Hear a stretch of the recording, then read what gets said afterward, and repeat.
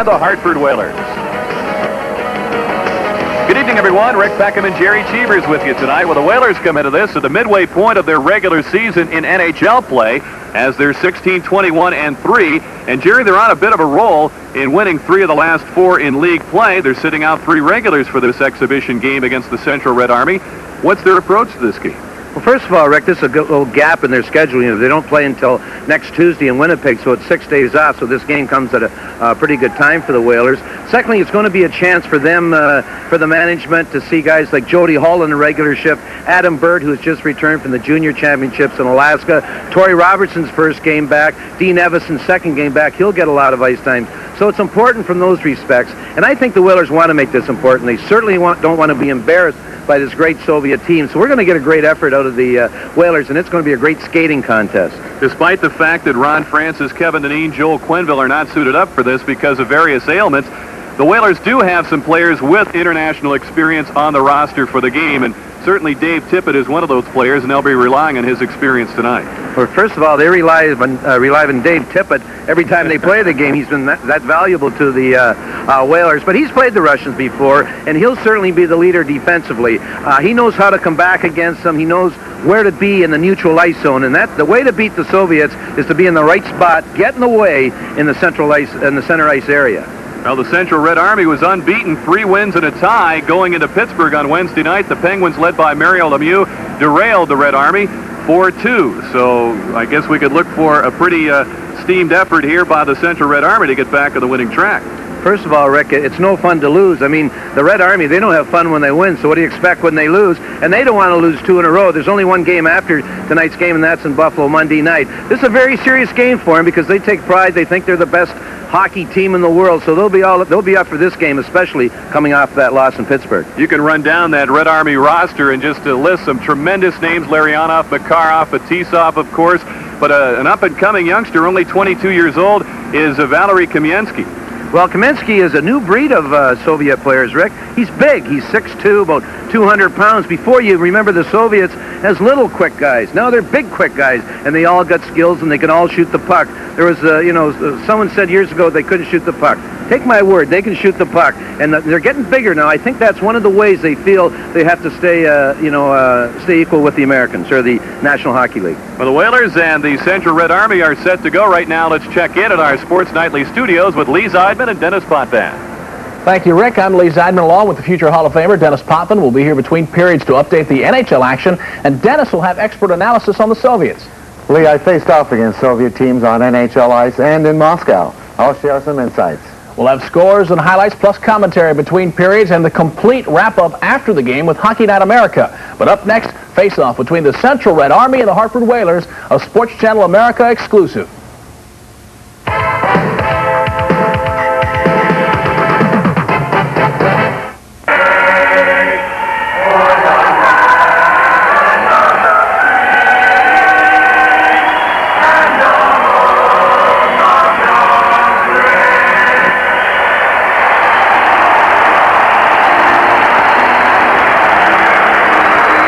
Farmington High School Chorus with a nice job in both the Soviet and the U.S. national anthems, and we're just about set to go. That is a beautiful national anthem, the Soviet national anthem. Many times I stood in the ice listening to it being played and thinking, what am I doing here against these guys? Of course, Jerry, your experience against them goes back to a number of series in the 70s. Right now we're having an exchange of gifts between the 2 captains, Dave Tippett as the acting captain of the Whalers, and Sergei Makarov, the captain of the Red Army club, exchanging gifts. And we're just about set to go, but you played against them in a number of series in the 1970s. Well, as we look at the officials, Rick, that's the Soviet official, I believe. Yes, it is. Nikolai Morozov between Dan McCourt on the left and Mark Vines on the right. We're playing this one under NHL rules tonight. Correct. Yeah, my experience with the Soviets, who played in '74 when I was with the World Hockey against them, it was a good, here's the Russian goaltender, Golashumov. He's getting a rare start tonight, Rick. His international experience adds up to playing for the Soviets in the Junior World Championships back in 1983. And he just got his crack in this tour, playing in the third period against Pittsburgh Thursday. Mike Liut who has won his last 2 in league play, is celebrating his 33rd birthday today, will start, and Peter Sidorkovich will oppose him. He'll pick up at the halfway point of the game. But getting back to my experience quickly with the Soviets, I was a blitzing type goaltender and didn't think I could play that way against them, but I had to stay in my net. Well, but the first 4 shots went through me like bullets, right? So I decided I better blitz them. Now, this copyrighted telecast is presented by authority of the National Hockey League and is intended for the private non-commercial use of our audience. Any publication, reproduction, retransmission, or other use of the pictures, descriptions, and accounts of this game without the express written consent of the National Hockey League and Sports Channel America is prohibited. Well, the Whalers will open up with John Anderson, Brian Lawton, and Jody Hull up front. Adam Burt, just returning from the World Junior Tournament, playing for the U.S. club on defense. Igor Larionov with a shot blocked by the other Whaler defenseman, Ulf Samuelsson. Adam Burt steals a pass. Lawton plays it up the boards, and off Hull's stick, it's taken by Lawton. Soviets playing without Vladimir Krutov, their outstanding left winger. He was injured in that Pittsburgh game on Wednesday, the 4-2 loss to the Penguins, suffering a bruised tailbone in a collision with Chris Dahlquist, and he's not expected to play in tonight's, obviously not tonight, but also in their finale against the Sabres in Buffalo on Monday. Jody Hull works against Sergei Makarov. Plays it out to Fetisov, lets the shot go. It's blocked by John Anderson. Larionov finds Fetisov. It kicked off his skate, and it's tipped away by Burt. Igor Larionov plays it to Sergei Nemchinov, filling in for Krutov on that left side on the big KLM line, and the Whalers bring it back 2-on-1. John Anderson with Brian Lawton. The pass is blocked by Starikov, and the Soviets clear it down the ice. No icing as Sylvain Cote will give chase. Rick, we might look at the Soviets right off the bat here and say, you know, they really don't have a jumper. They're uninspired. But it seems to me in this trip they've just played to the level of the opposition. McDermott with a shot, and Golashumov bends that off with the blocker. In front, it's Ferraro with the back, and he scores! Ray Ferraro scores at the 128 mark, and it's 1-0 Whalers. This opportunity was created by a blazing shot by Paul McDermott. The best way to check and get results in the other team's end is by a shot. This is the result of the goaltender Golashumov making the save. McDermott, no one is in front of the net. Ferraro gets his puck up quickly over the glove of Golashumov. 1-0 Whalers. Here's McDermott. I'll tell you, not only did he get the shot away to create this opportunity, but he went and took the body immediately. There's Ray Ferraro. See, once again, we talked at the start of the game, what can the Whalers get out of this? You know, you play the Soviets and you learn a lot of things about yourself. You know, they're one of the best teams in the world. There's no doubt about it.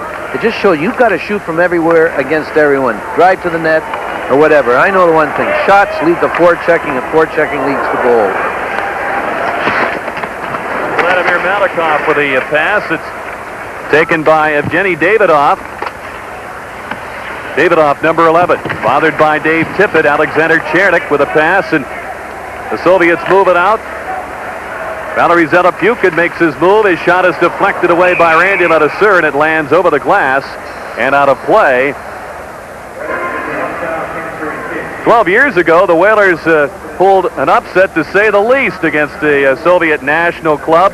Back on December 27, 1976, right here at the old Civic Center Coliseum, the Whalers won 5-2, and Larry Plow was on that club, the Whalers coach.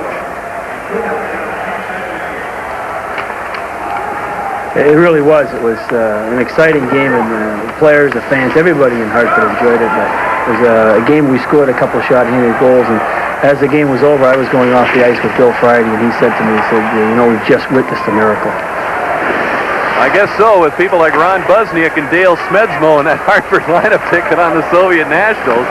They caught him in the first game of an 8-game tour against WHA competition, and I guess the Soviets had a little jet lag, but the Whalers were pumped for that one. Murray Robertson seeing his first ice since November the 1st when he was injured. Suffered a broken right leg against the Montreal Canadiens. Koschekin drops it back. Shibadov with a shot that's fended off by Mike Liut. Seesaw with a pass in front. Babbitt with a hit on Konstantinov, who usually plays defense. He's up on left wing on his fourth line for the Soviets, as it's played in deep by Dean Evison. Alexei Kasatonov rushed in there. He gets some help from Sergei Nemchinov, number 22. Kasatonov with a pass ahead. Makarov speeds through with a backhand. Coming back to steal the pass was Norm McIver. He was right with his man, Nemchinov. McIver weaves his way through. The pass is deflected behind Martin. We're under a delayed offside signal as Kasatonov fires the pass into McIver's skates. Oilers lead it 1-0 on the goal by Ferraro from Tippett and McDermott at 1:28. Adam Burt with a wrist shot off the glove of Golashumov. Alexei Gusarov was there to handle the rebound. You gotta like the way the Whalers are playing. They've accepted this challenge with great intensity. They're playing a heck of an opening period here. Gusarov takes the hit, but he makes the pass out to Nemchinov. Here comes Makarov cutting in on the wing. Gets it to Nemchinov, but he fires it just wide. He got a little on that one. Got a lot in that one, Rick. That zinged by the right post. Like I said in the opening, don't think they can't shoot. He was promoted from one of the lesser lines on this club to fill in for the injured Vladimir Krutov. 1-0 Whalers in front here in the first period.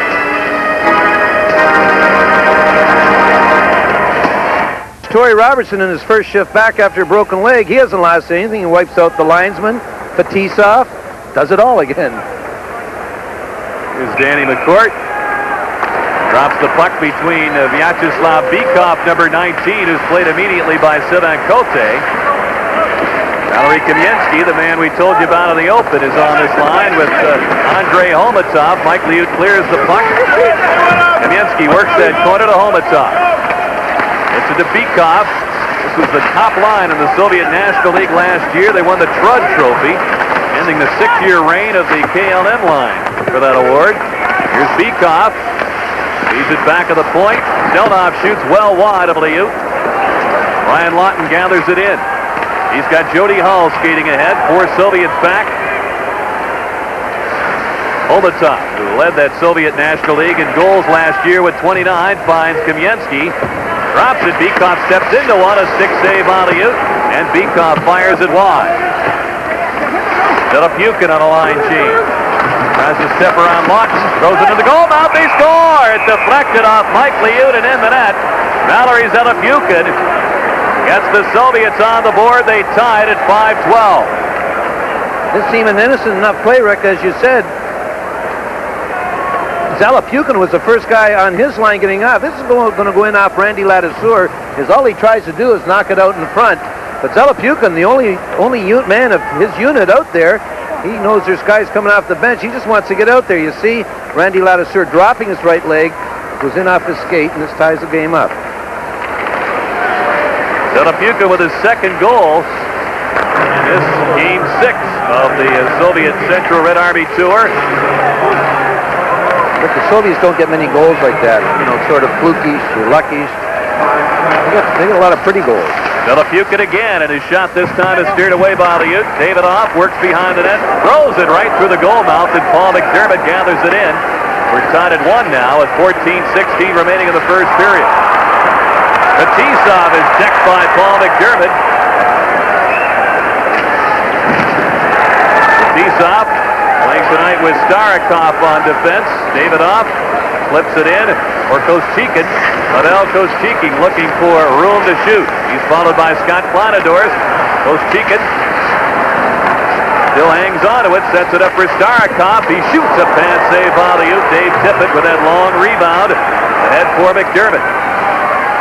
Paul McDermott is a force out there. He's had about 4 or 5 good hits. I'll tell you, I'm not so sure Fetisov wants the puck anymore in that neutral ice area where he got croaked. Nice play by Adam Burt to pick the puck off the stick of Tiberov. Scott Young had it taken away by Koschekin. Igor Tiberov lets it go, and it's deflected away by the 19-year-old Burt. He'll turn 20 next week, and he gained valuable experience in that World Junior Tournament. He says it was just great to play again. He only appeared in 5 games with the Whalers earlier. Here's Dean Evison with a pass for Scott Young. He's met by Gusarov in that corner, number 5. Robertson takes it. Torrey trying to fire it in front. Evison was well tied up by Gusarov. Burt plays it at center. Young flips it in for the Whalers. Alexei Kasatonov, the outstanding veteran defenseman, out for Nemchinov. Makarov slows up the pace a bit. Larionov will circle with him. Soviet Player of the Year last season, Igor Larionov drops it by Makarov, but it's taken by Gusarov at center. Makarov has Gusarov racing in on the backhand, lets it go. Kicked out by Mike Liut, a tough backhand. Kamensky wrestles with old Samuelson. Valery Kamensky. As Samuelson's dumped on a pick by Makarov, here's a shot, a save by Liut. Kamensky picks it back up again. He's got Larionov on the backhand. He's decked by Randy Ledesser. Makarov with a shot, a save, and it's sent right to the goal mouth. They look for Kamensky, jamming at Liut. He makes the stop, and Mike Liut hangs on for the whistle. 11:55 to go in the first. We're tied at 1. You're watching the National Hockey League on Sports Channel America.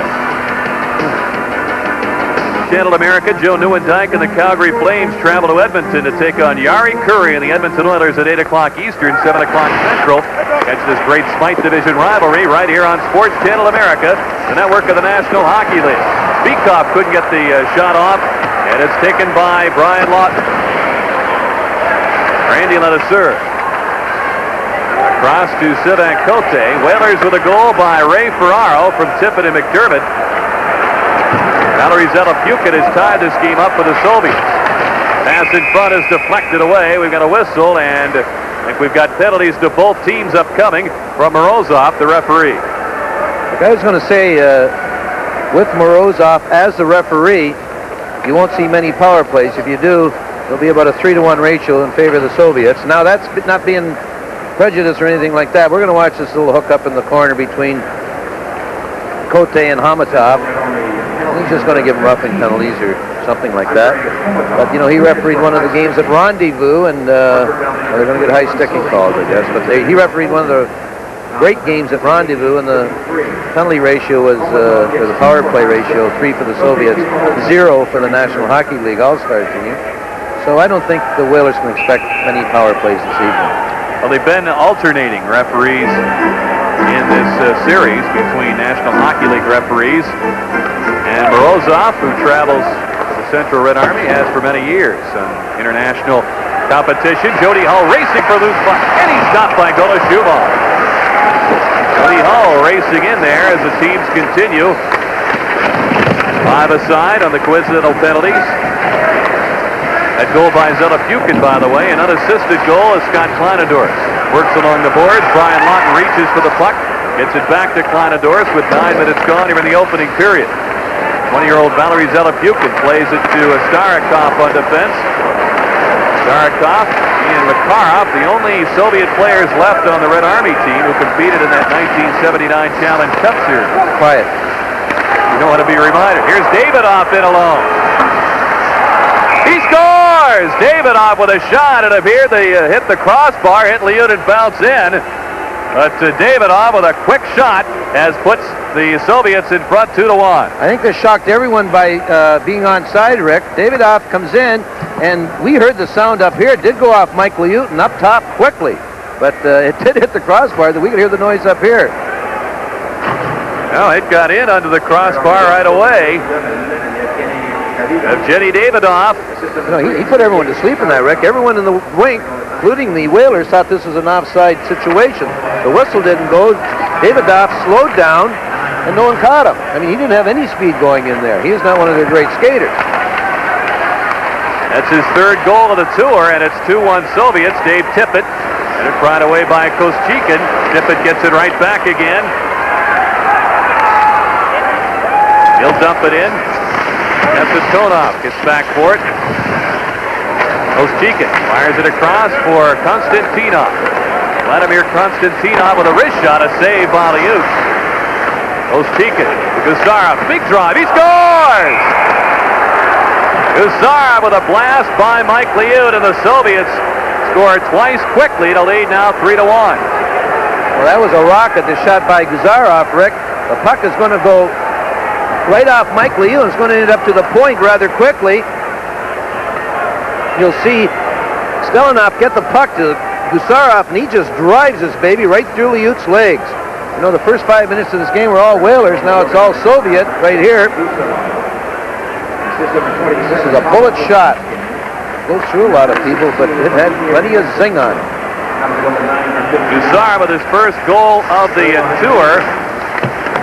He scores at 9:59 and is past the midway point. It's 3-1 Soviets. Malikov. Out for Nemchinov. Rink wide pass knocked away by Randy Ledesur.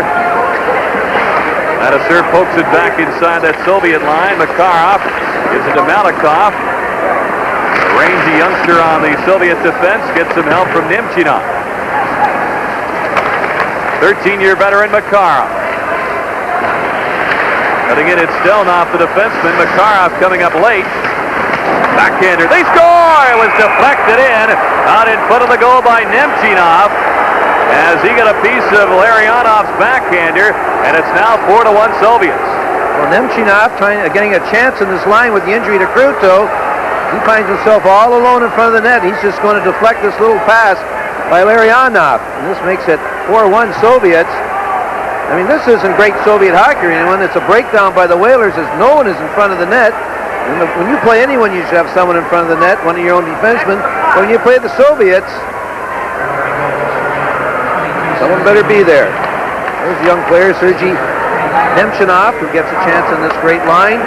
Larionov and Makarov. It's the same over there as here. You give them a chance, they want to stay in that big line. 3 goals at a minute 26, and the Soviets have exploded into a 4-1 lead. And it's Fetisov with a long pass that kicked off Jody Hull's skates. And the 19-year-old Hull gets it back to Babic. He sends it over 2 lines off Tommy Martin's stick, and we get the whistle. 4-1 now. The Soviets in front. 8:47 to go in the first period. We pause now for a regional break. You're watching the National Hockey League on Sports Channel America.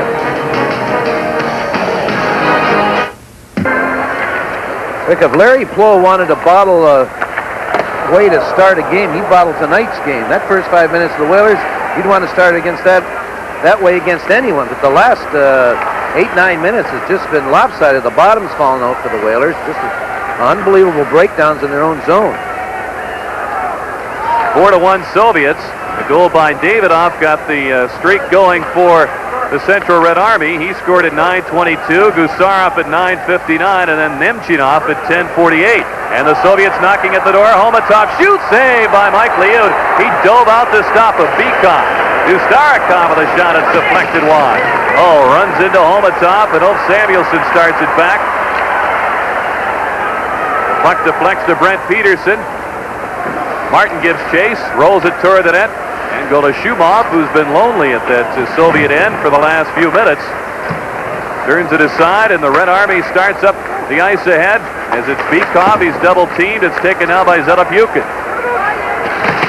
Run out by Randy Ledesur effectively. Sivan Kote played against the Soviets in the World Junior Tournament a couple of years ago for Team Canada. Made the All-Star team, and like Adam Burt, found it to be a very valuable experience. He goes against the Soviets tonight. Torrey Robertson with a pass in front, taken away by Zetapukin. Out ahead for Davidoff. Talented Evgeny Davidoff. Stops quickly. Kasatonov with a shot deflected away by Ledesur, and it's taken by Robertson. Clearing attempt knocked down. It's saved by Chernik. He had it poked away by Sivan Kote. Whalers working out to center. John Anderson feeds Torrey Robertson. Kasatonov is back. Robertson fires in the goal mouth. Lawton couldn't battle his way through a couple of Soviets. It's pried away by Gusarov. He cuts in on Scott Kleinendorf. Gusarov drops it back for Davidoff. Here's the Kasatonov with a backhander that's wide. Robertson pokes it ahead to Brian Lawton. Soviets will start again at center. They'll take some time to allow for a line change. The Whalers make a change as well. Ferraro, McDermott, and Dave Tippett come on, the unit that has produced the Whaler goal. And Ferraro, who has that goal, feeds McDermott. He's met. And it's Chibarov. He gives it to Konstantinov. Long drive off Liut's pad. The rebound, Kostikin shoots, and it's off the skate of Norm McIver. From the point, Malikov shoots, saved by Liut. Puck comes down to Kostikin, and Liut was there to make that stop. Soviets all over the Whalers again. Ray Ferraro steams back. Three Soviets are back defensively. Igor Stelnov steps ahead. Couldn't feed it through to Konstantinov. Igor Larionov. Pass to Makarov. Pounded by McIver. Nemchinov scored the fourth Soviet goal. Drops it back to Vyacheslav Fetisov. Here's Makarov. He's watched by Evason. Fetisov on a drive and a stick save by Mike Liu. Fetisov again. And the pass is blocked by Evason. Leads it on to John Anderson. 3-on-2. Anderson looking for Young. The poor pass is brought back by the Soviets. Larionov had it knocked away at the Whaler defense. Dean Evason stick handles in. He had it swept off his stick by Starikov. The Whalers are forced to retreat. It'll be an icing called against the Soviets. Under 5 minutes remaining here in the first period, and the Central Red Army leads 4-1. We pause now for a regional break. You're watching the National Hockey League on Sports Channel America. Rick, watching Fetisov, the great Soviet defenseman, you know, he's tough to pick out amongst that group. That's a pretty good group of defensemen. They all got the same traits.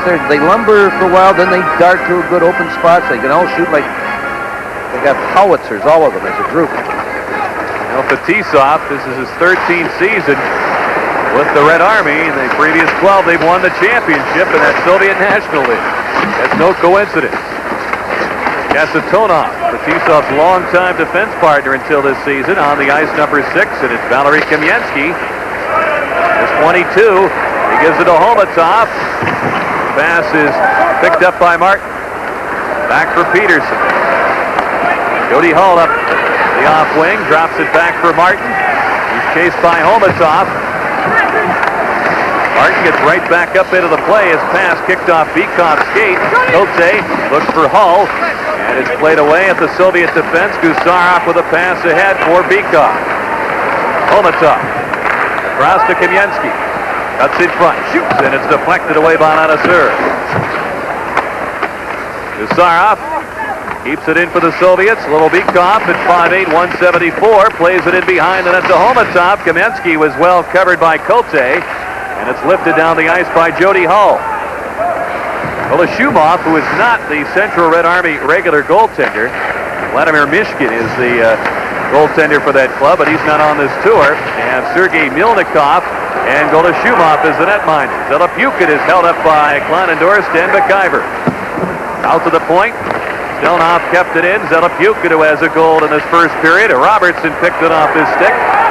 Torrey with a pass to Scott Young. The pass was deflected after defense by Malikov, and the play is offside. 3:13 remaining here in the first period. It's 4-1 in favor of the Central Red Army. You're watching the National Hockey League on Sports Channel America. It's a broken leg, as we mentioned earlier. You'll have to get the wheels going pretty quick to stay up with this quick Soviet team. But I'll tell you, he's skating pretty good, Rick. Before he got hurt, he was skating as good as I've ever seen him skate. He was joking in the last week that he was saving himself for international competition. But then he said that against the Soviets, he said they'll probably skate by me so fast I'll just screw myself into the ground. All you'll see is my helmet left on the ice. Just try to turn and follow him. He's doing all right, though. He's getting in there. Norm McIver feeds Robertson. It's swept away by Big Malikov, who goes 6'3", 195. A lanky defenseman, just 20 years old. Alexander Chernik. The lead pass is by Konstantinov. McIver racing forward, gets there in time for the icing call against the Red Army. We'll return with more first period action with the Soviets in front 4-1 after this. You're watching the National Hockey League on Sports Channel America.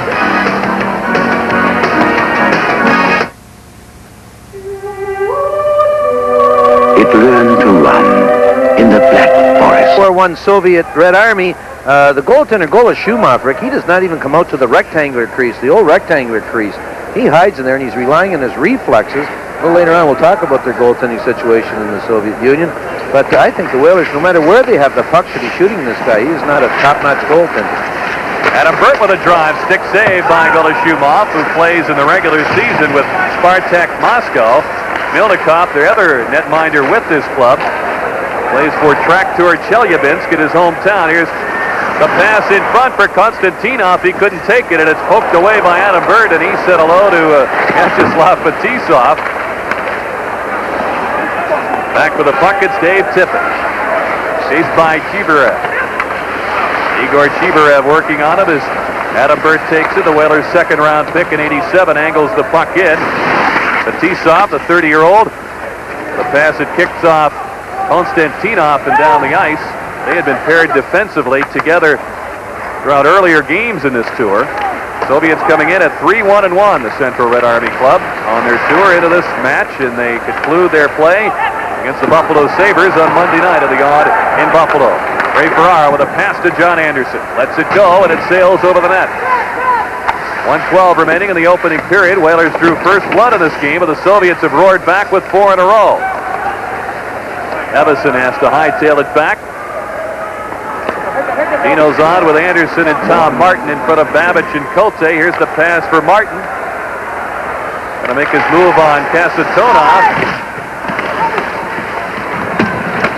Gusara can't sneak it past Sivan Cote. Evison leaves it behind the net. Anderson one-handed in front, and Makarov is there. The 10-time Soviet All-Star makes the pass to Kasatonov. Back to Makarov on the backhand. Leaves it for Larionov. Tom Martin works the corner along with Dave Babbage. Evison with 26 seconds to go in the period clears it out, and Kasatonov. And the Soviets will reorganize at center. They're just having a little team back now with 18 seconds left, and they'll take one last rush here. They'll try and spring someone. Ladouceur knocks down the pass. Malikov with 5 seconds remaining in the period. Larionov is knocked down by Torrey Robertson. Here's Jody Hull. He runs out of room against Malikov, and the whistle blows, ending the first period of play. Well, the Whalers scored first, but the Soviets took over from there. The shots, the Soviets 15, Hartford 7, and the scoring summary, Ferraro scoring from Tippett and McDermott at 1:28, then Valery Zelepukin unassisted at 5:12. Evgeny Davidoff with a goal from Starikov at 9:22, and the Soviets scored their first of 3 goals in the span of a minute 26. Alexei Gusarov scored from Koschekin and Konstantinov at 9:59.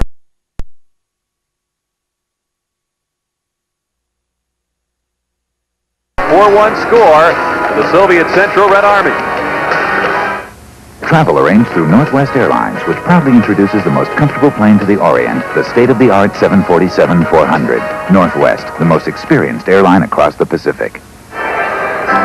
Jerry, a 3-goal deficit is a lot to make up against any team, much less the Red Army. The Whalers have a hope in this. I think so, and I think we're looking at the hope, number 30, Golashumov, Rick. He doesn't impress me at all. Maybe I'm crazy, and he didn't have much work after the first 5 minutes. But he sure plays deep in the net, and I think the Whalers should be aware of this. And every time they get the puck inside the blue line, their first spot should be to shoot it on the net and go to the net. Like I said, shots lead to loose pucks in the corners, and leads to forechecking and opportunities. But one thing they can't get caught up in, if they hope to get back in this game, is those fancy passes like maybe the Russians are doing tonight. No reason the Russians are doing it, because the Whalers are standing still. As we start the second period, it's Vyacheslav Fetisov on defense. He feeds Larionov. Starikov with a pass. Ends up with Nemchinov. He had one of the goals, as you saw that deflection in front of the net to make it 4-1 late in the first period. Fetisov's pass dug away by Tippett, and the play is whistled offside. Fetisov drills Dave Tippett, who didn't take kindly to that. He gives Fetisov a shot. McDermott steps in there, and the officials calm everybody down. Davey Tippett's a class guy. This is an offside, a late offside. You're going to see it develop right here, as it's one of the Whalers already in. Now that's a fade that's gone. The whistle is gone. Now this is when Fetisov hits Tippett, knocks him down. This is a cheap shot. The whistle went. Now Tippett, he could crank him right here, but he's just going to give him a little shot to say, hey, listen, buddy, you were wrong. And comes McDermott and Ladouceur. Who knows, maybe in a couple of weeks, 3 or 4 weeks, when we play the Devil, when the Whalers play the Devils, we'll have a shot at Fetisov. I don't think so, though. That's the big sidebar. following the Soviets around on this tour is the status of Fetisov. He's apparently been given clearance to play by everybody involved except the Army. As the shot is deflected away, Tippett was knocked over in front as he bumped Olashubov on the collision with Starikov. And a serve of the shot that's wide. Starikov, 215-pounder, works Tippett out of there, and Fetisov pinned by Paul McDermott, who's had his number pretty much all evening on the physical end of things. Here's Makarov trying to swing it on Ladiseur. Does. Waits. Feeds it to Kasatonov, and the shot went wide. Makarov passed up a golden opportunity to shoot there. 2 or 3 times. He found his defenseman coming in, and that's who he finally passed it to after being in the garden spot for 3 or 4 seconds. We get the whistle of the icing call. We've played a minute 17, and it's 4-1 favoring the Red Army. See Sergei Makarov, the great Soviet player. He's old. He's not even going to shoot there. He's going to get it back to Kasatonov. And look from up here, not only on the replay from the shot that it went in, but it deflected wide. Here's a shot that sails wide. Kamensky pinned against the boards by Ulf Samuelsson. Jody Hull works the puck to John Anderson. And the Soviets play it back inside the line. Offside. Jerry, we talked about the goaltending situation in the Soviet Union. We'll get to that in just a moment. Tonight's sports fan call question. Would you like to see the NHL adopt an automatic ejection penalty for fighting? If your vote is yes, call 1-900-300-6311. If your vote is no, 1-900-300-6312. Each call costs 75 cents, and portion of the proceeds will go to the Armenian Relief Fund. So we invite you to participate in that tonight. Beekhoff with a shot that's deflected out of play. The name Vladimir Tretiak was synonymous with excellence, and of course he was the great goalie of the Soviet teams in the 70s, but they have not been able to come up with anyone close to match his excellence in net since. What do you think that has been such a problem? First of all, Rick, I think as we look at the Soviet coach, the guy on the far side, I should point out before he ends this, Boris Mikhailov, number 13 old Soviet team. The least of the skilled players of the Soviet, but I'll tell you, he had all the heart. Number 13, Boris Mikhailov, now assisting. I'll get back to that goaltending thing after. He's assisting Viktor Tikhonov as Golashubov will hang on to the puck. Like you see, Tretiak, I mean, he was obviously the finest goaltender in the Soviet Union. And he was a very conservative type goaltender, big man, something like Terry Sawchuk type crouch and style and all that. And he never wandered from his net. He was something special, as you said. And I think they've based all their goaltenders since Tretiak on him. They have to play like him. And everyone's different, maybe not in the Soviet Union. But, you know, the little goaltender for Dynamo Riga, Artur Irby, he's a crazy little guy. He falls out, handles the puck and everything. I don't know how he's going to last. 2-1 Soviets. Delayed penalty upcoming to Torrey Roberts, and the shot, they score! Alexander Chernik drills it home. He just hung on to it all the way down the ice and drilled it by Mike Liut. There will be no power play as the Soviets go up 5-1. Well, this is a 2-on-1, Rick. We'll see right here. I was yapping away, but Chernik takes the pass coming out of their end. You'll see the Whaler defenseman Babbage. He plays it all right. He forces Chernik to shoot, and this goes right between Michael Liut's legs. He took just a little peek over to his partner over there, and he says, I better shoot this because good chance that Babbage will block the pass. Babbage did play it pretty properly, I thought, except Chernik was a left-handed shot coming down the right side. And the Soviets love to take advantage of that shooting angle, and Chernik did just that with his first goal of the tour at 2:09 of the second period to make it 5-1. Malikov on the Soviet defense. Lipukin plays it back to Malikov. As the errant pass sails the length of the ice, Planadorst is back, one of an icing called against the Red Army. Red Army leads it 5-1 early here in the second period. Next goal has the Soviets in front by 4. MacGyver on that face-off of the Whalers. And it's Konstantinov on the weave, leaves it for Koshchikin. His shot is off the blocker of Mike Liut. MacGyver throws it ahead. We get a whistle.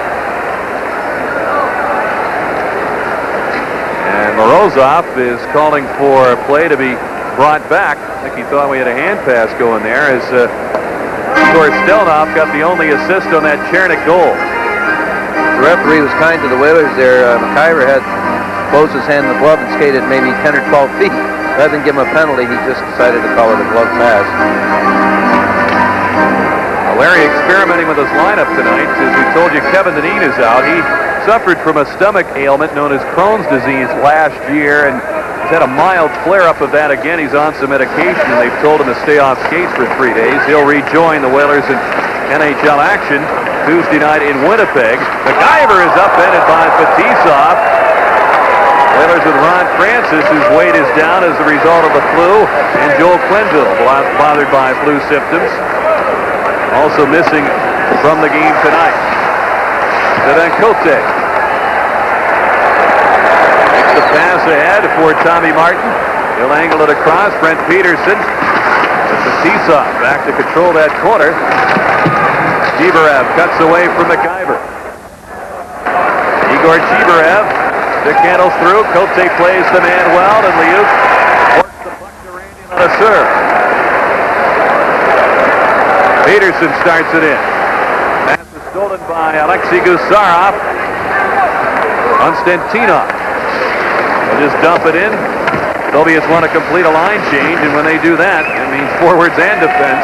The entire unit is replaced. Dave Tippett is on the ice with McDermott and Ferraro. Here's McDermott on the shot, and it's gloved by Golashumov. He'll hang on to it. We've played just over 4 minutes. Here in the second period, it's 5-1. The Red Army in front. Let's pause for a regional break. You're watching the National Hockey League on Sports Channel America. Kyver, defenseman playing center tonight, is going to get welcomed to the forward lines by a great hip check by Fetisov. Boy, that was a classic. McDermott to Adam Bird, who had 3 shots on net in the first period, had another one. Ferraro poking at that rebound. It comes loose. Gusarov gets it away from Dave Tippett out to Nemchinev. Adam Bird on the Whaler defense.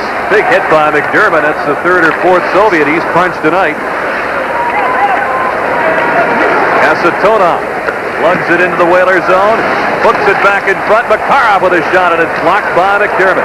Tippett hooked from behind by Kasatonov. Long drive by McDermott is kicked away by Golashumov. Larionov's clearing attempt stolen. And Bird sends it in wide. John Anderson there to play it. Gusarov takes control. Gets some stick action between Kasatonov and Ferraro going as the Soviets clear it down the ice. No icing. Jerry, it looks like the Whalers want to get a little more physical in this second period. They forced Larionov into a rare mistake there.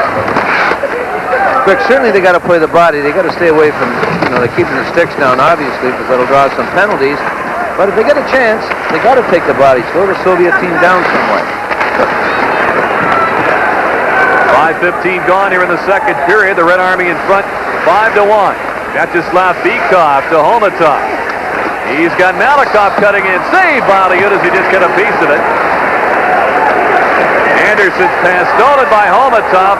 Whaler penalty upcoming. Jody Hall touches the puck, and Morozov signals tripping. And the Whalers will be short-handed for the first power play of the hockey game. Dave Babbage, he got caught in an awkward position here as the pass was intercepted. See right here, there's the trip. There's no doubt about that. As Homatov, they would have had a 3-and-1 in there. Babbage had no other thing to do than to trip him. He's shaking his head at it.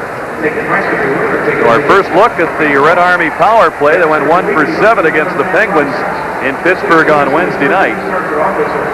Whalers, of course, near the top in penalty killing efficiency, ranking 3rd at 83.5% shorthanded. This will certainly be a good test run. You're going to see some good puck movement, good body movement. Malikov to Kamensky, the shot by Bykov, he scores! Vyacheslav Bykov. Wow, you talk about great passing and great shooting. Bykov made no mistake, and it's 6-1. That was certainly good puck movement. It was 5 seconds when the puck was dropped. You're going to watch Bykov when he kicks the puck back to the point. He's going to go right into the slot area. You see this great pass right here, and he just tees it up and whips it by Liu. No chance for Mike Liu. 5 seconds. The faceoff was inside the blue line. Here it is again.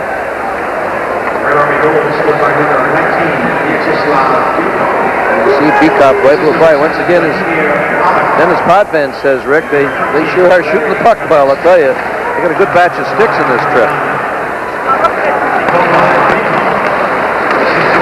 John Anderson trying to get one back. So that Cote races and shoots a save by Golashumov, who came out a bit out of his crease to stop Cote there. Davidoff gives it to Zelepukin. He's chased by Brian Lawton. It's poked away by Jody Hall. 3 Soviets are back. Hall on the weave. Bumped by Davidoff. They both go flying, and Ladouceur takes it. Leaves it for Hull. Starikov couldn't sneak it past Anderson. Hull in front. The backhander's just wide. And it's in the equipment of Starikov, and Anderson was poking away at it. Morozov blows the whistle. 13:44 remaining here in the second period. 6-1, the Soviets in front. We pause for a regional break. You're watching the National Hockey League on Sports Channel America. Olympic team last season. Of course, he knows what these Soviets can do as the Whalers trying to get a goal back here. But Young faced them last winter, and he knows some of the pitfalls that you can fall into playing the Soviet Union, and told them about us earlier tonight.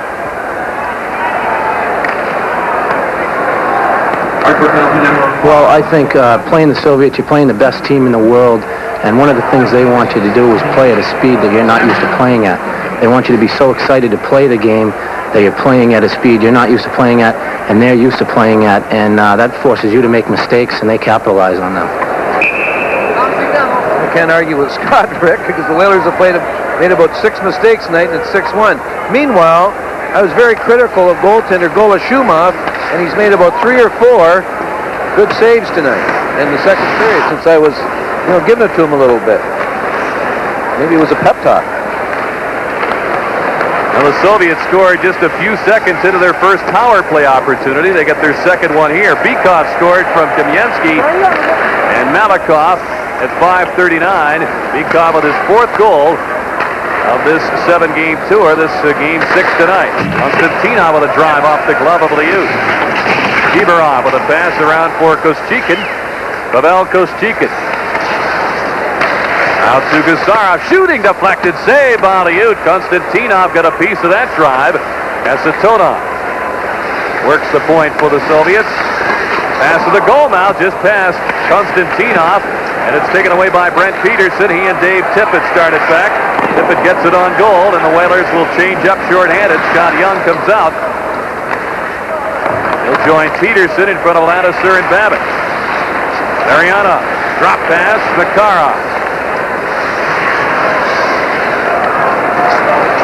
Young forces him as the pass goes to Gusarov. Asatonov gave it up to Scott Young, who couldn't clear it away, though. And the Soviets will start at its center with 37 seconds remaining on the Ulf Samuelsson call for hooking. Nemchinov drops it back. Asatonov. Makarov lurking on that far side, and the pass across to Larionov. He let it go right off the pass, and he missed the net. It's a pretty good play, and how many times have they tried that? Makarov and Larionov. And it's 5'9" Sergei Makarov to Larionov. Fetisov is on the power play now with the final few seconds. Fetisov with a shot deflected away. It's swept by Kleinendorf to the blue line. The penalty's over. Larionov, quick pass is deflected away as Nemchinov was looking for Makarov in front of the goal. Babbitt checked by Makarov. Larionov touches the puck, and the play is whistled offside. Rick, watching the great player Sergei Makarov, right? I'm trying to feel who he reminds me of in the National Hockey League, and he's somewhat different. He's got great hands, great quickness, stops on a dime, great intelligence. He's just a great player, and I can't really compare him to any of the, great players in the NHL. Maybe Savard a little bit. I don't know. Maybe the great players aren't compared to anyone else. And he stands alone at 5'9", 183. Not very big, but as you mentioned, he darts all over the place and kind of an example of the Soviets maybe of years past, whereas now they're going with more size up front. Doesn't look like they've lost any finesse at all with some of these young, bigger forwards that Viktor Tikhonov has in his lineup and are playing in the Soviet National League. Now Martin storms in for a loose puck. He's dumped. Dean Evison flips it in front. Golashumov played it away. There's Little Bikov at 5'8", 174. His pass is right on the tape to Kamensky. Hote wrestles him off the puck. Dean Evison. Igor Stelnov is back. He's checked by McIver. Martin whirls it out in front. Malikov was in position. Evison tries to chip the goal mouth pass, and it went wide. McIver. Stelnov works it away. Evison shovels it back to McIver. Into the blue line at Samuelson. They can't find him, though. Here's Robertson shooting, and it's kicked away by Stelnov. Stelnov dumped by Dean Evison. And the Soviets moving ahead. Kamensky lost the puck at the blue line. The Whalers clear it. Here's Robertson. Ferraro's with him. Ray Ferraro, goal mouth pass. They score! Torrey Robertson deflects it in, and the Whalers trail now 6-2. As the puck left the Soviet Union, Terry Robertson just decked number 21, Igor Stelnov. He is saving at the back. You can see him at the top of the screen. He's just getting up. He doesn't know where he is. But meanwhile, a great pass by Ferraro, and there's Torrey Robertson as it goes off the crossbar. I do not believe this was in originally. I think it had a hit Golashumov and go in. But look at 21. He just got to his feet. Let's see if it originally went in. It's going to go off the crossbar. No, it didn't. There it is. That's finally crossed the line. As it went off the crossbar, hit the back of goaltender Golashumov, and it's 6-2. But the ironic part about this, Robertson just decked Igor Stelnov, and the play left the Soviet zone. And you can see at the top of your screen, Stelnov, he was in the twilight zone somewhere going, what's happening? And he got turned around, and Torrey ended up getting up. There he is, just getting up. Stelnov, and he has no idea what's going on. He's hurting a little bit. I don't think he'll be back playing. Look at Torrey. He wants to give another shot right there. I like that one. Oh, they're changing goaltenders now, Rick. Peter Sidorkovich is warming up as he takes over from Mike Liut at the 10:13 mark of the second period. Liut faced 19 shots and stopped 13 of them in that span. Sidorkovich, of course, a rookie with the Whalers, and what an impressive first half of the regular season he's had here. It certainly is. He's wearing new pads tonight, those big white pads. To be truthful, I don't like them. They're kind of high in Peter. One of his positives in this first half of the season was the quickness of his legs, and I don't know if he's going to be able to move very quick with these new pads on tonight. But hey, if you got to wear them, you might as well start them tonight. These goals don't count as goals against.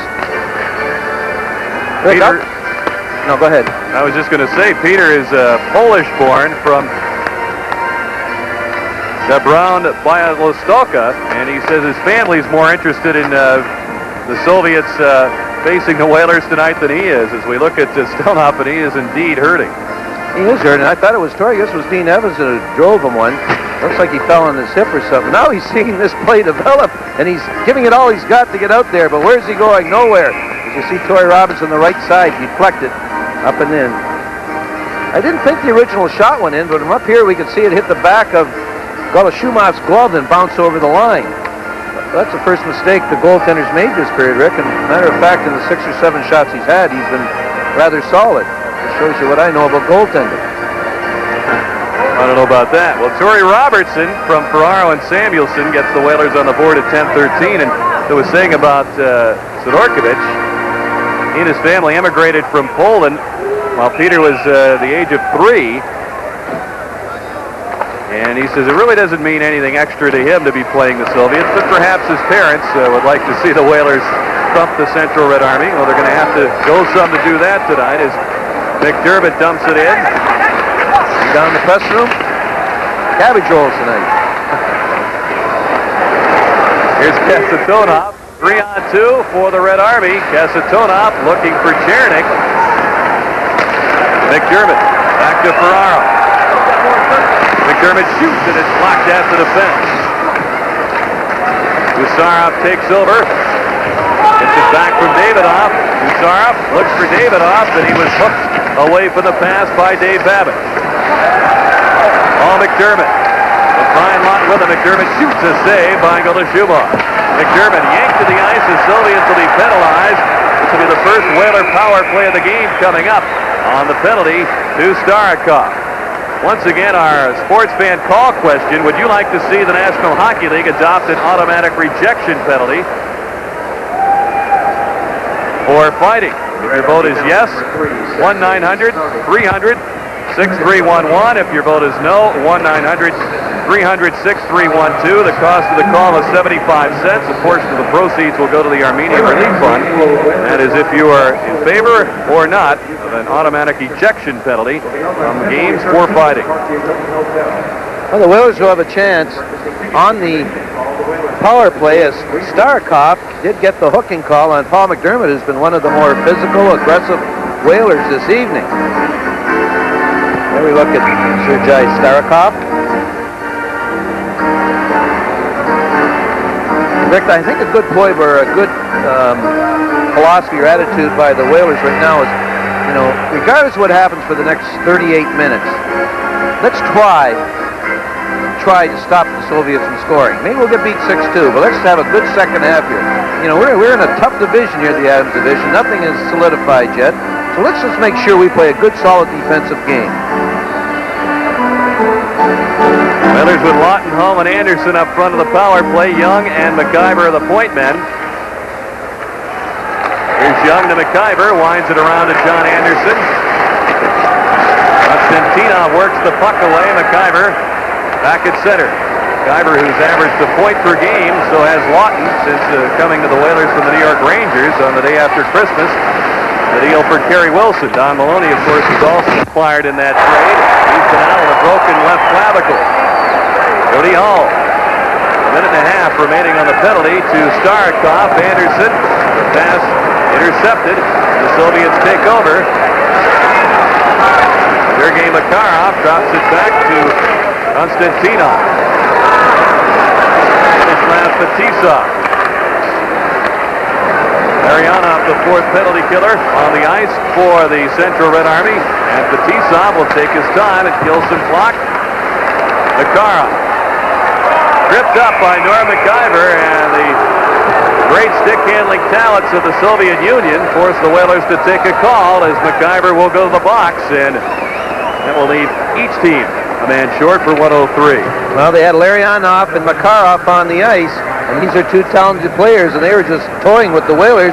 Even though they're a man short, McIver finally takes Makarov to the ice, and the teams will be even. This should be a treat for the next minute and 3 seconds, 4-on-4 with the Soviet. We're going to watch Jody Hall, Rick, and this is one of the problems the Whalers have with him. They don't think he's aggressive enough.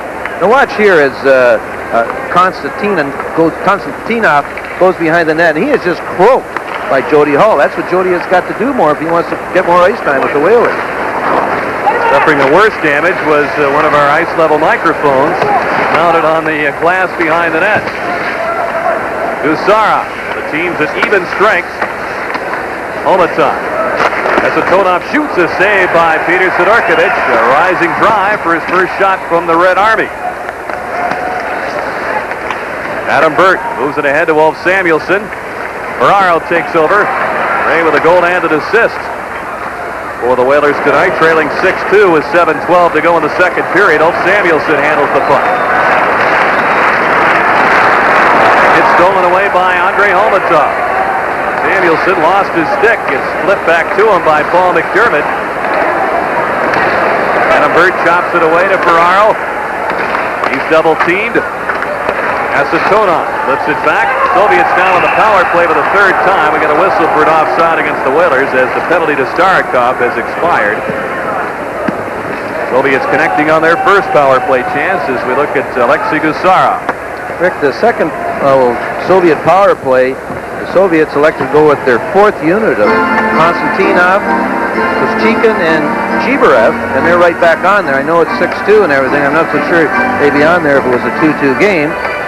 As we look at Koschekin. He's 20 years old. He's a Winnipeg Jet draft pick, taken in the 10th round of 1988. Mike Kamienski, one of the big youngsters in the forward line, goes 6'2", 198. He's out there with Kamienski.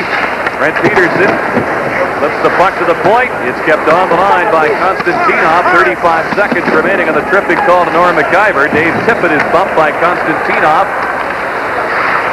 Zverev leaves it for Konstantinov. The sticks going between Tippett and Zverev.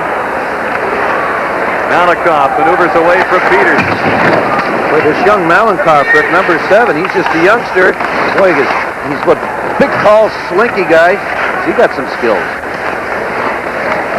Time winding down to the Soviet power play. Here's a shot by Malakoff, a save by Sidorkovich. The rebound bounces away to Peterson. Returning is McIver. Zarakov takes it for the Soviets.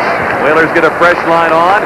Alexander Chernik with a goal in the second period, dropping it for Davidoff, worked away by Kote. Edison will take on Fetisov, looks for Robertson, backhands it off the stick of Golashumov. The Whalers' secret weapon in this game, Torrey Robertson. Here's a pass deflected in the goal mouth off the Soviet, as Young was the man who put it in front. Fetisov hands it away to Everson. Young with a backhander, deflected wide by Fetisov. Vyacheslav Fetisov will move it ahead. The Soviets come out. Chernik looks for Koschekin shooting, and he sails it over Sidorkovich's head. Back comes Young. Big drive, saved by Golashumov, and Fetisov there for the rebound. Whalers will start again at center under 5 minutes to go in the second. They trail 6-2.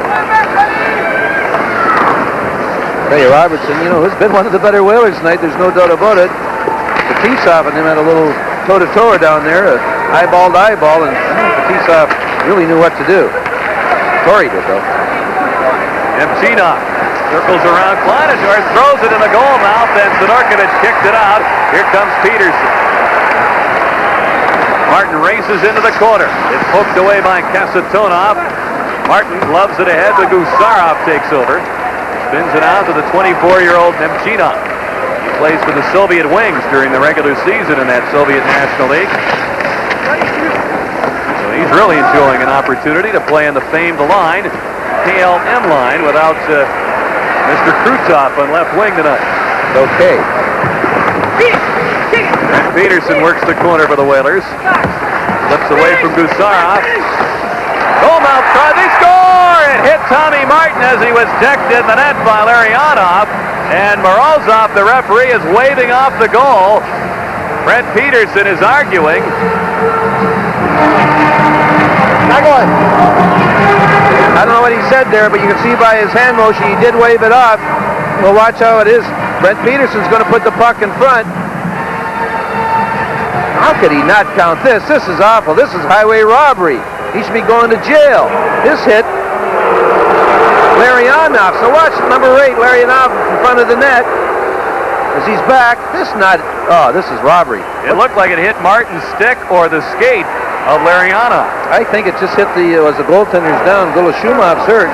So I don't know if we can have a look at it. We'll look at it later, but I'm telling you, Rick, let's look at it from another angle. You're going to see number 8, Larionov. He's back with Tommy Martin in front of the net, and this puck clearly hits his left leg. And the worst that could have happened, or the best that could have happened, is the fact that Martin might have deflected it after that with his stick. Never, ever touched Tommy Martin's leg. Under 4 minutes to go, the Whalers have a goal wiped out. They trail 6-2. We're in the second period. Off everything off, Rick. The face-off's outside, but this was clearly a goal, no doubt about it.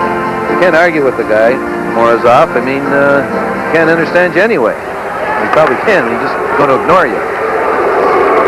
Konstantinov works the puck to Kamienski, and he's belted by Samuelson, and the Whalers are going to get a penalty for elbowing, and old Samuelson is furious. Now we've got Kamienski and Anderson with the sticks up right in front of the Whaler bench.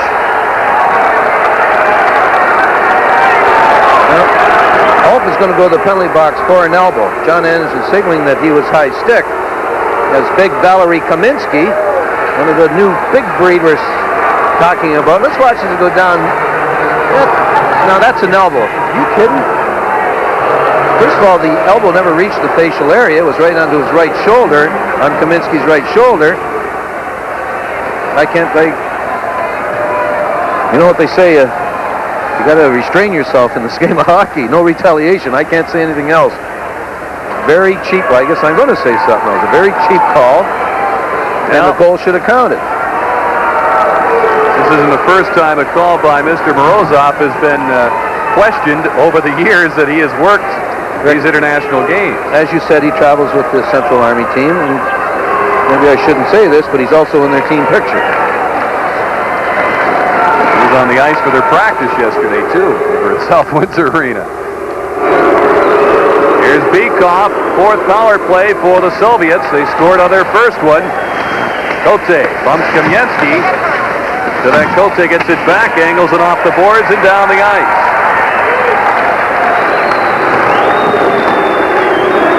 I think Mikhail Gorbachev had this in mind with his perestroika and glasnost plans and openness and friendliness between the two superpowers. Tensions are heating up here. Konstantinov checked by Kote. Kamensky bump by Ladiseur. Peterson has the puck. And he'll force the Soviets back. Back in '74, Rick, 15 years ago, they had a referee. We used to call him Louis Dombrowski. Remember the guy that had the sweet shop in the Bowery Boys? He looked exactly like him. His name was sort of pronounced that way, but we used to call him Louis Dombrowski. Not many breaks you got. Davidoff lost the handle to Kote, and he'll lift it into the Soviet bench. And on a play with 52 seconds remaining in the Samuelson call, 2:34 remaining in the second period, and the Soviets up by 4.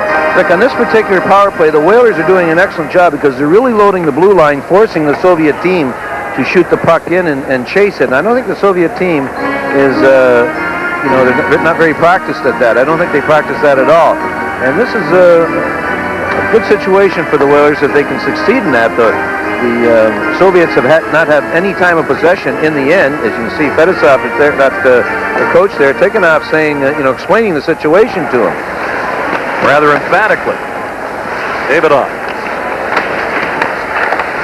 Chernik is out on that power play with Zelepukin parked out in front. Davidoff lets it go, deflected, and Sidorkovich caught up to the changeup. Leaves it for Kleinendorst. Zarakov couldn't hold it in. 30 seconds to go on the Whaler penalty. Matissa rounded by Evason. Alexander Chernik with a pass ahead to Davidoff. The return to Chernik. Chernik will go after it himself. He's checked by Evason. Chernik prodded away. And the pass hopped over Starakov's stick. The race is on. Scott Young gets there. He was bumped. Centers out in front, just out of Evason's reach. Chernik has Davidoff with a 2-on-1 penalty over. Davidoff goes across, and Kostikin couldn't get the shot away as it hopped off his stick. Pavel Kostikin. Looks for Davidoff. 1:25 remaining here in the second period, and Fetisov will start again at center. Davidoff's a third-line player. Kamensky cuts in. Tripped up, gathers himself. He's blasted by McDermott, and the shot is fired over the net by Kostikin. Davidoff, a third-line player, is very impressive. He's a talented hockey player. Maybe moving up a couple notches in a year or so. Came on for them last season with more ice time. Ferrara with a pass through the goal mouth. Kiberov gives it to Kostikin. Kasatonov gets rid of it. Samuelson plays the man, drops his stick against Kamensky. Kamensky lowers that shoulder, but his pass is intercepted by Ladiseur. Samuelson going right after Chibarev. Ladiseur with 32 seconds to go in the period. Soviet Central Red Army defense will start at the head. Igor Larionov with a shot that's tipped by Ladiseur, and it lands out of play with 24 seconds to go here in the second period. The Red Army leads it 6-2. Red Peterson now with McIver and Martin. Old Samuelson's pass reaching Martin. Adam Burt lifts it ahead. Peterson touches it. The play is offside with 14 seconds remaining here in the second period. Jerry, you mentioned before the game we were watching the warm-up, you said they've got more older players on this squad than you remember the Central Red Army usually traveling with. Well, Rick, I was thinking, like Makarov and Larionov and certainly Fetisov, they're up around 30s. And, I was thinking, when you get that age in the Soviet Union, you're usually out in pasture, coaching a club team somewhere. Like, for example, Boris Mikhailov, I think he was an older player retired. He was 33 or 34. They let him play because of his great spiritual leadership. Or, he was just a tremendous competitor. And when their team played with spirit, it was because of Mikhailov. But funny to see those guys around there at 30, 31. Now the second period comes to an end, and one of the youngsters in their lineup, Sergei Golashumov, skates to the dressing room. He's in front by the count of 6-2. The shots were 8 apiece in the second period. Our second period scoring summary. Soviets came into the period with a 4-1 lead. They made it 6-1 very shortly as Chernik scored from Igor Stelnov. And then at 5:39, Bykov from Kamensky and Malikov on a power play made it 6-1. Turi Robertson got one back for the Whalers from Ferraro, and Ulf Samuelsson at 10:13. And 6-2 is where we stand. And we'll return you to our Sports Channel studios with Lee Zeidman and Dennis Potvin standing by.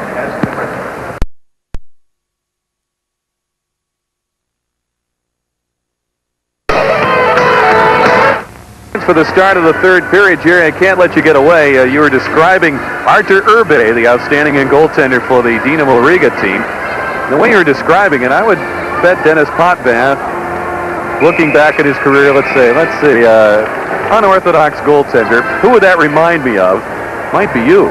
No, I think Billy Smith more than me. Dennis would have to say Billy. But I guess Urbe... Chubby little guys. Okay, well, Artur Urbe, I guess, has told people that he copies his style after Jerry Cheevers, which is unusual for Soviet goaltenders because, as you mentioned earlier, they don't usually have the opportunity to show much individuality or flair. Well, I tell you, he is exciting, Rick. He handles the puck more than any Soviet goaltender. And if he copied himself after me, he's going to have a tough time making the national team. I think he's going to move up in their system.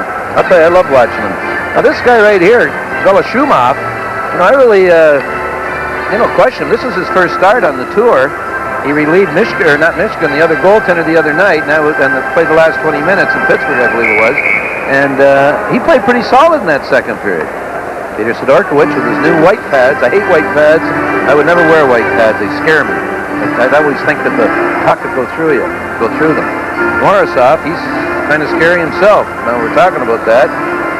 But well, the sellout crowd of 15,223 here at the Civic Center readies itself at the start of third period play. Brian Lawton out with Jody Hull and John Anderson. The Whalers have a defense of Samuelsson and Adam Burt. Starikov won the race to the puck, and it's whistled down on the icing call. Rick, this faceoff is going to be in center. It was icing, but the referee, the linesman, thought that the Soviet touched it first. But in essence, with Brian Lawton down there, there was no icing. But he did call it icing, so the faceoff will be at center again, in case people were wondering. There was a mistake by a linesman and admitted a mistake. That's good. And, they can admit it. At least the faceoff won't be in the Whalers' end. Starikov starting the play up ice, and it's Sergei Makarov. Makarov, who's been the leading scorer in that Soviet National League 9 of the last 10 seasons. Jerry mentioned he's getting up in years at age 30. Already 13 seasons. Boy, the Soviets start him young in this National League. Just about everybody who's anybody in that league started at 16 or 17 years of age. That was their 15th year of hockey then also. Ulf Samuelsson backhands the puck down the ice. No icing. Starikov back for it. Anderson trying to play it to Ferraro. It's taken away by Makarov. He gives it to Igor Larionov, talking about playing a lot of years of hockey and getting a little tired of it, perhaps being put out to pasture at a relatively young age. He blames Viktor Tikhonov, the coach, for that, saying that how can you explain a player like Tretiak retiring, and he's only 32 now. You're just tired of hockey. The regime that the Red Army has to go through in being away from their families for 10 months out of the to play hockey, says it's wearing on a lot of people. And And he says Tikhonov develops robots, not hockey players. Kasatonov with a shot that's deflected up into the crowd. He had those words to say in an open letter in a Soviet publication just back in the fall, and I guess no repercussions from that since. I was just going to say, Larionov better get ready to retire. He'll be teaching hockey somewhere where it's very cold. Young Peter Sidorkovich at 25, facing the Soviets for the first time in his career at any level. Oilers down 6-2 early here in the third period. Dave Tippett makes the pass to Paul McDermott. Sylvain Cote. His pass went awry, no icing though. Ferraro slips in there for it, fires in front, it hit Beekoff. McDermott shoots and he chopped it wide. He muscled little Beekoff out of the way and then just missed the net. Beekoff checked by Cote. Vyacheslav Beekoff, a 9-year veteran, only 28. He's it for Kamensky. Beekoff shoots, a save by Sidorkovich. Cote moves it to Tippett. He'll slide it past Kasatonov, and Gusarov is back. Ferraro, Tippett, and McDermott have been a strong line for the Whalers tonight. One of the reasons is the aggressiveness of Paul McDermott. More hits tonight than we've seen in a long time by an individual in the Whalers. Malakoff. Filipukin, who scored early in the hockey game. In fact, he got the first Soviet goal. He's held up as Brent Peterson shoots the puck back in. Malakoff out for Davidoff. Kind of a free spirit on this club. Said after the game in Pittsburgh on Wednesday night, hey, I'd like the opportunity to play on Mario Lemieux's line. Might have to wait in line for that chance. I'll tell you one thing, I don't know if Mario wanted it that way. Davidoff, he's a good guy to have for Mario Lemieux. I don't believe he's been drafted. So GMs take note, and I'm sure they have. Now they've got Malakoff and Martin ready to go. At least Martin is. Malakoff decides he doesn't want to drop the gloves and stick as they were working each other over pretty good in front of goalie Schumach. This started right at the beginning of the shift as Martin hit Malakoff, and they're going up the ice. Malakoff is giving him the eye, the evil eye all the way up. But Tommy Martin in some pain. They played just over 3 minutes here in the third. 6-2, the Red Army in front. You're watching the National Hockey League on Sports Channel America. You'll see in front of the net, get involved. Martin, the instigator somewhat here, but Malakoff gets that stick in the stomach area a little bit. They both should get 2 minutes for roughing. Maybe it was the NHL in a big game there. Tommy would have got the extra 2 minutes, but Morozov is in control. Ulf Samuelsson paired with Adam Burt. On the Whaler defense, Scott Young works up front with Dean Evison and Torrey Robertson. Burt lays it out for Robertson, and the Soviets get it back, but Tisov. The pass that goes awry in that Hartford zone. Adam Burt flips it into the Soviet zone, and Fetisov, in the Soviet equivalent of the Hall of Fame already while still a player, he's an honored master of the sport. Ian Kasatonov with that distinction. Right up, court! Samuelsson moves it out to Scott Young. Soviets keep it in. Here's the shot by Kamensky, a save by Sidorkovich. Kamensky gets it back again. Hooks it in front, and Torrey Robertson, who has one of the Whaler goals, hits Samuelsson with a pass. Only with a long drive, it's gloved by goalie Schumach. Fetisov. The lead of Igor Tiberev. Igor Tiberev snaps one off. It's over the net. Cote's pass eludes Young. Makarov and a play it in front. He's belted by Ladouceur. Cote set up the winning goal, scored the tying goal, and a come-from-behind win in overtime against the Buffalo Sabres on Wednesday, the Whalers' last league play. Out there on the Whaler defense with Ladouceur. Alexei Gusarov. His pass deflected by Brian Lawton. It's taken by Niemchinev. Kasatonov will start the attack.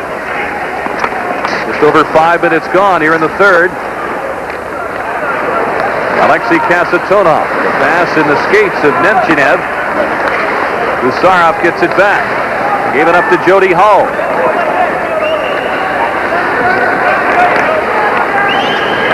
Kasatonov plays it around to his defense partner. Gusarov let it get away. Cote right there for it. Feeds Ferraro. Threads the needle to Tiffany. Score! John Anderson in front. Flips it home, and the Whalers trail 6-3. You know, Rick, we said at the halfway mark, if the Whalers looked after playing defense, who knows what's going to happen in this game? Well, they haven't allowed a goal since then. They played pretty good hockey. Cote makes a great play in keeping it in, surprising Makarov. And you see the resulting goal by Anderson. He flips it over Golashumov. See the play by Cote to Ferraro, and it hits Kasatonov's skate right up to John Anderson. He flips it up again, up the top, over Golashumov. Well, I tell you, the Ray Ferraro has had a heck of a game tonight. Whalers looking for another as Ferraro's pass is tipped. Malakoff out to the point. Babbage holds it in. Wrist shot is blocked by Konstantinov. He's checked by Tippett. Ferraro with a goal and 2 assists tonight. McDermott lands the hit. Konstantinov has the puck. Stripped of it by McDermott. Malakoff. Going to start the rush. McDermott in there thumping bodies again. Tippett over to Babbage. Shooting. Saved by Golashumov, and it's handled by Beakoff. Long lead. Intercepted by Babbage, and the hand pass is whistled down by the linesman, Mark Vine. 13:50 remaining here in the third period. 6-3, the Red Army in front. You're watching the National Hockey League on Sports Channel America. Once you hear it, you gotta get near it. There's a whole lot of nothing going on. You want a snack? You gotta get that pack. There's a whole lot of nothing going on. Incredibly delicious and so full of energy, Planters Nuts are one irresistible snack. Once you hear it, you gotta get near it. There's a whole lot of nothing going on. Planters. In the second part of this hockey game, the Whalers have been a little ornery with their play. Much more aggressive than they were in the first part of the second period, and hey, it's paying off. They got the Soviet Army team a little leery themselves. They're just they don't know what to expect right now, the Soviets. Scott Young made a good point in saying that the Soviets like to get you to play their style and try to get you to play at a tempo you're not used to playing. And the Whalers are feeling a little more of the tempo at this point. The Soviets, I guess, are being forced to play a little bit more of the physical style than maybe they'd like. Norm McIver. He's on defense with Adam Burt. Actually up front here with Ulf Samuelsson on the back line. Brent Peterson, McIver, and Martin up front. Burt carries it in, had it poked away. Peterson trying to slip it through to Martin. It's taken away by Kasatonov. The pass skips off Davidoff's stick, and Burt will hunt it down. The Whalers get Young and Torrey Robertson on the ice. Dean Evison will join them shortly. Burt plays the puck away, but Gusarov takes it. The shot by Starikov is played away by Sidorkovich. Cote. And to sneak it past Kostikin. Pass in front, and Kivarev was well tied up. Here's Robertson for the Whalers. Golashumov holds it up after the fence. Cote there to keep it in. It got away to Gusarov. Kostikin.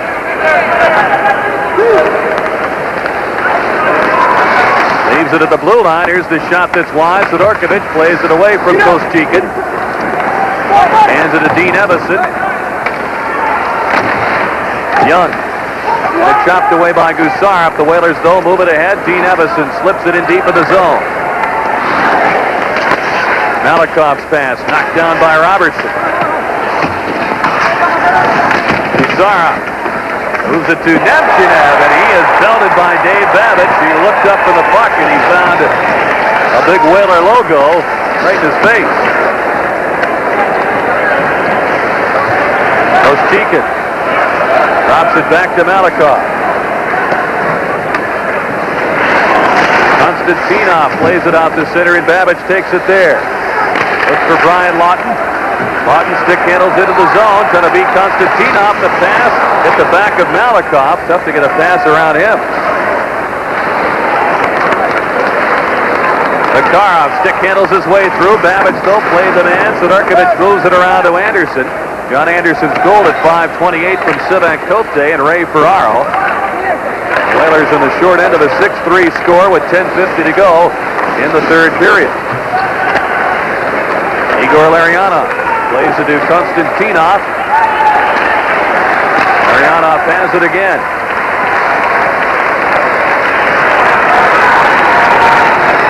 All the weaving through the high part of that zone. Soviets try to shake somebody free, but the Whalers playing pretty good defensively, as Jerry noted. Look, I talked to Dave Tippett before the game, and I said we talked about one of the ways of playing defense against the Soviets, and that's that while they're trying to weave their way through, you've got to keep skating. Don't be stopped. Davidoff cuts and shoots, and it's wide as Bert dove to hook that shot. And that's what we just saw in that last play, the line of Larionov, Chimnov, and Makarov were trying to set something up, and all the Whalers did was keep skating with it. Nothing happened. Omatov with a shot that's snuffed out by old Samuelson. Tippett hands it quickly to Paul McDermott. Has to battle his way through. He's held up at the defense by Starikov. He kicks it though to Ferraro. Goal mouth pass. Samuelson to the backhand. His try is played away by Fetisov. Ferraro trying to shovel it home. And Starikov with a goal mouth kept the puck out of the net. Here's Ferraro. Gets it to Samuelson. Starikov sends it out to the point. Ferraro dove to try to hold it in. He could not. 2-on-1. Kamieski back with Omatov. Kamieski shovels it. Backhander is stopped by Sidorkovich. Kamieski slips out in front. He's belted by old Samuelson. Well, the Whalers are going to go down tonight, and they fell behind 6-2 in this hockey game. They appear to be intent on making the Red Army pay for it. They landed some good hits. McDermott, Samuelson, Babbage with one a few moments ago. Jenny Davidoff. Pass to Tierney. Delapukin. He goes down. Davidoff holds the play in. Hey, Rick, the Soviets right now would be a very happy team if this game was over. It's getting rough down there. Peterson slips it to McIver. He speeds in. Uzarov catches up to him. It's taken away by Alexander Chernik, who has a goal tonight. Davidoff, young 21-year-old. You mentioned he increased his production to 16 goals last season with increased playing time, and he's one of their bright hopes. People might say, Rick, geez, that's not a lot of goals, but it is in the Soviet Union when I think the leading goal scorer is 29 goals. That's right. Omatov led the league. Didn't even make the All-Star team last year. 8:05 remaining in the third period. 6-3. The Soviets in front. We pause now for a regional break. You're watching the National Hockey League on Sports Channel America.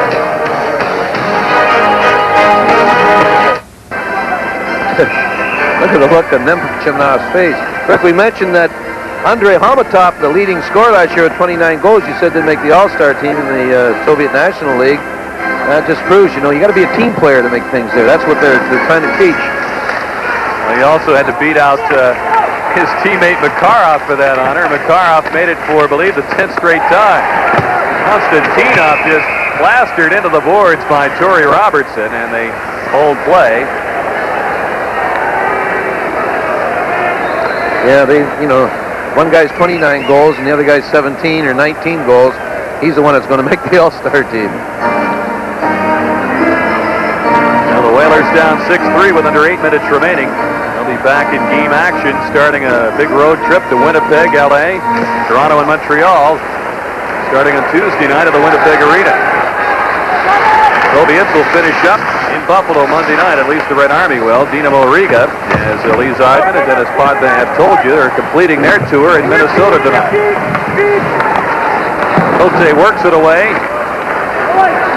No icing. Konstantinov has to play it. Edison right with him.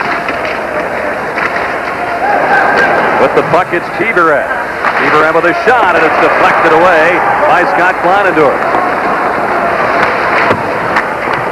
Robertson broke his leg, his right tibia, back on November the 1st in a fight with Mike Lawler of Montreal. Missed 27 games, and this is his return to action tonight. Celebrates with a goal. However, his club is down 3 with 7 minutes to go. Babbage to Kleinendorf. Needs some help. Makarov, though, trying to put the pressure on. Sergei Makarov drops it back for Larionov. Anderson kicks it to Brian Lawton. He maneuvers around Starikov, but Larionov sped back defensively. Lawton has it again. Goal-mouth pass ends up on Larionov's stick. It's still up for grabs, and now it's Sergei Starikov, 30-year-old veteran, hands it to Larionov. Babbage heads back. Lines it ahead to Brian Lawton. Lawton had a couple of goals, including the game winner against the Sabres on Wednesday night. Here's a pass just out of Makarov's reach. Sidorkovich has to let him go. Sergei Makarov looking for Larionov, waiting, shooting, and it's deflected by Babbage just wide. Kamensky in there for the puck.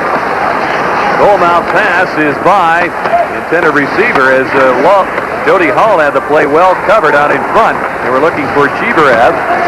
Anderson. And it's taken away by Vyacheslav Fetisov. This pass is out of Kamensky's reach. We'll have an icing call with Samuelson back. 5:40 left. Here in the third, it's 6-3. The Central Red Army in front. We'll pause for a regional break. Vyacheslav Fetisov, he's been called the Bobby Orr of Soviet hockey, Jerry. Ooh, not so fast. There's only one Bobby Orr. Well, maybe of the Soviet hockey. Could be right, Rick. I'm not overly impressed with him. He's a solid hockey player. Could probably make any team. Certainly would make any team in the National Hockey League. I'm not so sure he'd be an all-star in this league, though. Who knows? We might get a look at him shortly in the National Hockey League. Apparently, the last approval comes from the Minister of Defense, Dmitry Yazov, as to whether he's going to lead the Soviet Red Army Club or not. He resigned his commission as a major in the Army in July. The Devils and Fetisov thought everything was all set for him to come to the NHL, but at the last minute there was a holdup. And Tikhonov says, hey, I signed my release. It's up to the Minister of Defense, and I guess the whole situation rests in his hands. Here's Gusarov. Pass sailed off the glove of Davidoff to Tippett. 4:43 remaining here in the third period. Whalers down 3. Paul McDermott in on the puck. And it worked away by Gusarov. McDermott with a hit. Ferraro goes down to the goal mouth. The Soviet player is in the net. As the Red Army moves it ahead, it's Chernik. Looks for help. Filipukin came up late. Davidoff crunched in there by Martin.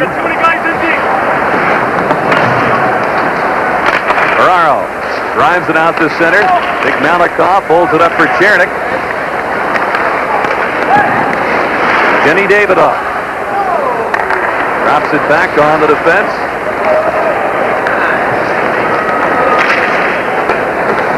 Davidoff on right wing. Actually, it's Zelepukin, number 10, with the puck. As the swing in, Ladouceur swept the skates out from under him and gathers the puck in. Looks for Peterson. Konstantinov right with him. They continue to wrestle. McIver got it away. Cheeverev, though, chipped it back in deep. Kamensky works it along the boards. In for the point. It's Malikov. Oschikhin plastered along the boards by Ladouceur, and the Whalers will ice the puck. And back for it, it's Holmatov to catch up with it. 3:21 remaining here in the third period, 6-3. The Soviets in front. You're watching the National Hockey League on Sports Channel America. The Whalers have accomplished really what they have in the second half of the game, a strong defensive effort for 30 minutes against this high-powered team. And they've had some chances. That goes along with being ornery and aggressive and taking the body more often. Good second half for the Whalers. Valery Kamensky. Stick handles in. Puts it out in front. Cheeverev had his stick hooked by Emerson, and he couldn't put it home. Robertson has it. Soviets take over. Kamensky has the puck. Out in front, the pass to Chibarev is knocked away. Igor Chibarev hooks it in front. Saved by Sidorkovich, and he makes the stop on the try by Koschika. Slinador's to head for Robertson. Savage steps ahead in the attack, gets the pass, knocks down the feed, but T-Stop was right there. Evison can't center. Sergei Makarov with 2:20 remaining.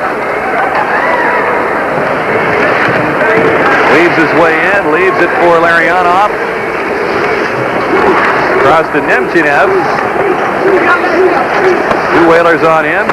Jerry, we understand next year 4 Soviet teams are going to come over to play games against National Hockey League clubs, and they're supposed to count the standings, if I'm correct in assuming that's official.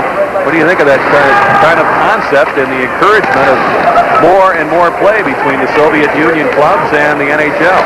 Well, it's going to count the standings. I guess I could go for it, because they'd be great hockey games, believe me. But to be truthful, I really could care less who ever played the Soviets. Mariano shooting save by Sidorkovich. And your feelings for that? Well, I just don't think you had anything to game. I've been involved with them some time, and it's never in your favor. For some reason, they want everything their own way.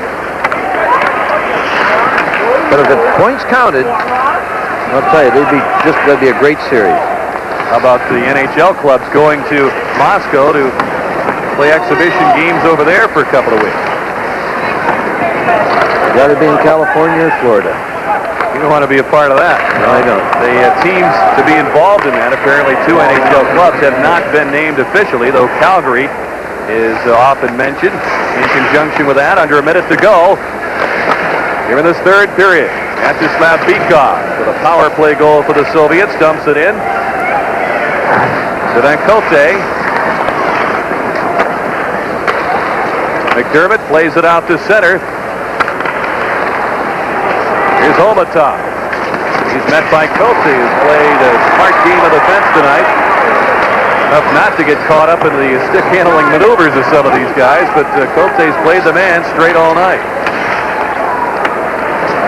Here's McDermott. Trying to gain a step on Gusarov, who lands the hit. 15 seconds to go. Olmatov clears it.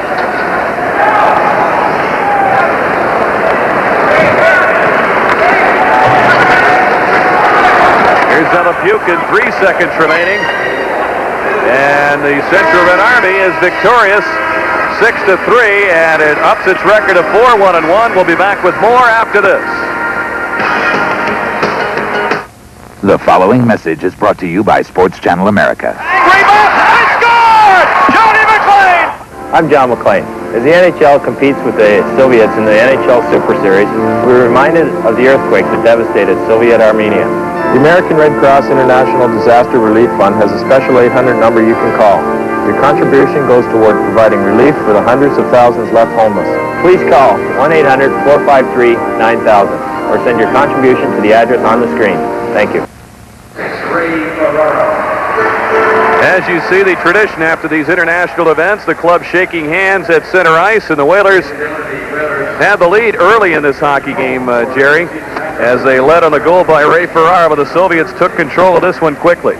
Well, you see the tradition, Rick, of shaking hands, first of all, but I don't think the tradition says that you have to shake hands with the referee, as Sergei Makarov did, the captain of the Soviets. He went right over to him and shook hands. I don't think that goal would have made any difference or the calls. I mean, this was a classy Soviet team that beat the Whalers tonight. There's the goaltender, Goloshumanov, who surprised me a little bit in the second part. Not bad.